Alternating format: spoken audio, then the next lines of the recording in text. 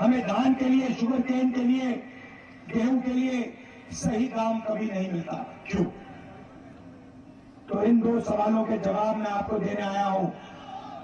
जैसे हमारी सरकार आएगी, जैसे हमने यूपीए के समय किया था, वैसे ही हम किसानों का कर्जा माफ करने जा रहे हैं।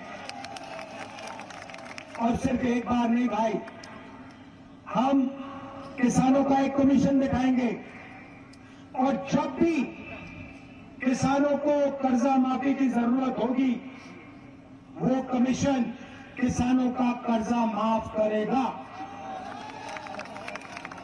और दूसरा काम, ऐतिहासिक और क्रांतिकारी काम, पहली बार हिंदुस्तान में किसानों को कानूनी मिनिमम सपोर्ट प्राइस एमएसपी दी जा रही है। सारे के सारे किसानों को मिनिमम सपोर्ट प्राइस, कानूनी minimum support price Congress party और इंडिया गठबंधन देने जा रहा है।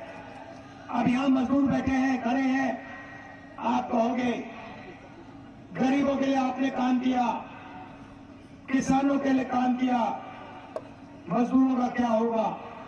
सबसे पहले महालक्ष्मी योजना में आपका फायदा होगा। आपके बैंक अकाउंट में हर साल 1 लाख रुपया आएगा। मगर हम बात वहां नहीं रोकेंगे। मनरेगा का आज कितना पैसा बनता है? कितना है रेट? कितना मनरेगा? कितना है मनरेगा का? 200, चुनाव के बाद 400। आशा और आंगनवाड़ी महिलाओं को क्या रेट मिलता है? कितना? उसे डबल कर दो, दुगना कर दो उसे। तो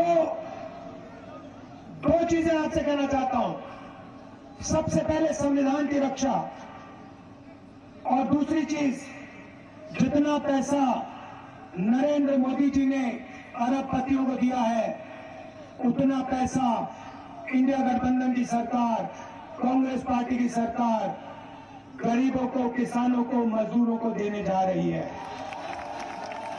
कर लो जो करना है, हमें कोई फर्क नहीं पड़ता।